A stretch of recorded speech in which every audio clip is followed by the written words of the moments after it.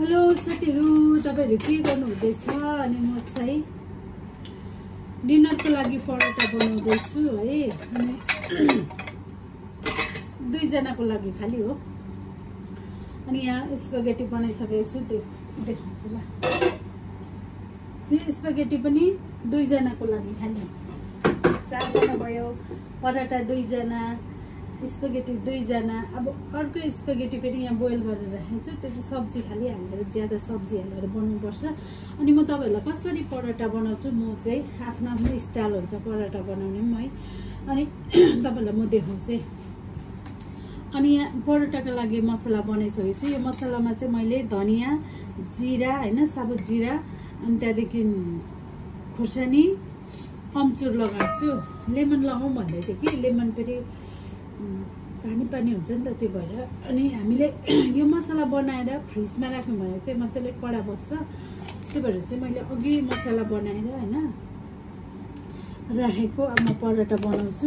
अनि कतिले एउटै बेलेर पनि बनाउँछ, तर म चाहिँ जान्दिनँ त्यो चाहिँ, सिधै भन्नुपर्दा सक्दिनँ, एकदम मोटो हुन्छ।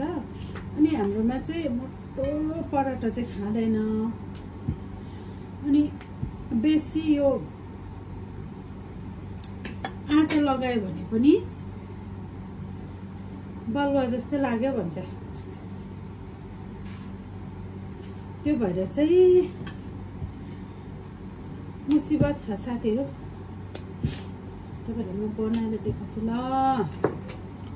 म कसरी बनाउँछु हुन्छ नि। नयाँ न्युजपेपरको यो पराठामा गयो। कतिले चाहिँ अब एउटै डल्लो बेलेर हैन बनाउँछ नि त। म चाहिँ जान्दिनँ त्यो चाहिँ, सिधै भन्नुपर्दा जान्दिनँ भन्दा मेरो एकदम मोटो हुन्छ। म चाहिँ यसरी बनाउँछु, दुईटा रोटी बनाएर यसरी बनाउँछु। अनि यो चाहिँ कच्चाइ गरेर राख्ने हो। बोजूलाई बनाइदिउँ पराठा भनेर सोधेको, अनि अहिले खान्न 10-15 मिनटमा भन्नुभयो नि त। अनि मेरो काम अरू पनि छ, त्यही भएर म यो बेलेर चाहिँ कच्चा गरेर चाहिँ राख्नु पर्यो। खाने बेलामा गरम गरेर दिनु पर्यो भनेर सोचिरहेको छु साथीहरु। अब यो सबै मैले यहीँ आएर सिकेको है साथीहरु। अनि यहाँ आएपछि चाहिँ हामीले एकदम काममा ध्यान दियौँ भने खालि सिक्छौँ हरेक कुरा। अनि हामीलाई इजी हुन्छ। अर्को ठाउँ हामीले यहाँ साह्रो पर्यो भने हैन, अर्को ठाउँ काम गर्नुमा हामीले काम सिकिसकेको हुन्छौँ नि त, अनि इजी हुन्छ। बनियो।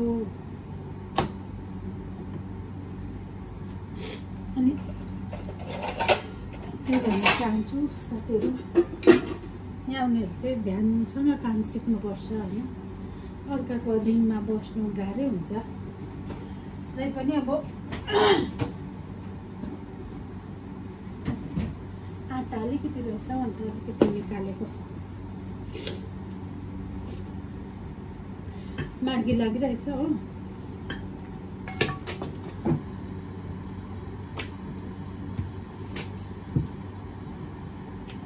एकदम गर्मी छ साथीहरु यता त। तपाईहरुकोतिर कस्तो छ, के छ? अनि हामीले रिस यहाँ आउँदा चाहिँ एकदम कन्ट्रोल गर्नुपर्छ। रिसको पक्का भने चाहिँ सक्दैन। धैर्य, भोकले क्याउ भइसकेको हुन्छ। खानु पाए त के र, ओछ्यानमै भोक लाग्छ कोही बेला। के भन्नु र, खुवाइ हुन्छ 2 बजी। चुपचाप बस्नै पर्यो हो। आफूलाई पनि फेरि काम सकेन भने खानु मन लाग्दैन। त्यो भएर चाहिँ अब म चाहिँ तेल नलगाइ यतिकै राख्छु। ग्यास सानो गर्छु। तपाईहरुलाई पनि मन पर्यो भने चाहिँ यसरी बनाएर खानु ल साथीहरु। धेरै कुराको रेसिपीहरु लाउनु मन लाग्छ। अब कतिवटा कुराहरु बनाउँछु, अब यहाँ आउने दिदी बहिनीहरुलाई इजी हुन्छ भनेर बनाउनु मन लाग्छ। फेरि त कोही बेला मौकै पाउँदैन हौ, त्यस्तो हुन्छ। कतिजना दिदीबहिनीहरू गाह्रो छ यहाँ पनि, हामीले सोचेको जस्तो कहाँ हुन्छ हो। कतिजना दिदीबहिनीहरू त अब खानै पाउँदैन, उनीहरूले आफूले पकाएर हामीलाई अब यसो चाहिँ खाँदैन। अरू त सबै जे पकायो भने आफ्नो फ्री खुसी हो होइन।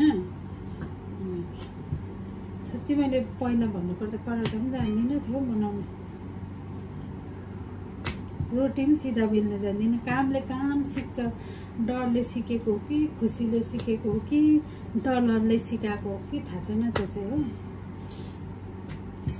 मान्छेले गरेको काम त हो है, सिकिहालिन्छ। ध्यान चाहिँ दिनु पर्यो, तर सबैभन्दा बेसी ध्यान दियो भने त हरेक कुरा सिकिन्छ, बोलिन्छ। हाम्रो घरको फेरि सानो बुझीले एकदम पातला खान्छ कि कम्प्लेन गर्छ कि।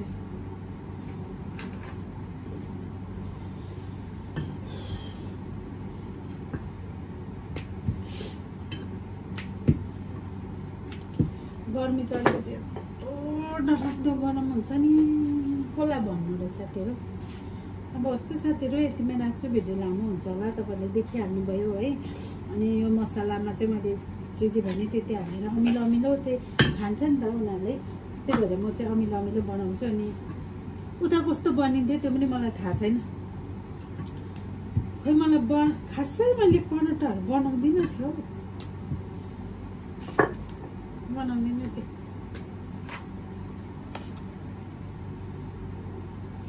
9 बजिसक्यो, खाने मान्छे कोही छैन घरमा हो, त्यस्तो छ। रातिको 9 बजे है। अब अझै एउटा पास्ता बनाउनु बाँकी छ है। मुस्किल सोचेको जस्तो त ट्याक्कै हुँदैन दिदीबहिनीहरू। हङकङ आउँदा त कम्मर कसेर आउनु है ल। आधा रात पनि हुनसक्छ काम गर्दा गर्दै, अनि भनेको बेलामा खानु पाउँदैन, बस्नु पाउँदैन, सुत्नु पाउँदैन, के गर्नु।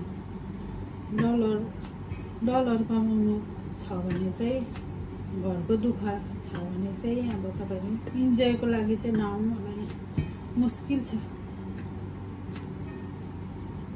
3टा बनाए। साथीहरू भिडियो राखेँ ल, बाई बाई। यदि भिडियोलाई मन पऱ्यो भने लाइक, कमेन्ट, सेयर, सब्सक्राइब गर्नु नभुल्नु होला प्लिज। भिडियो चाहिँ अन्तसम्म हेर्नु है।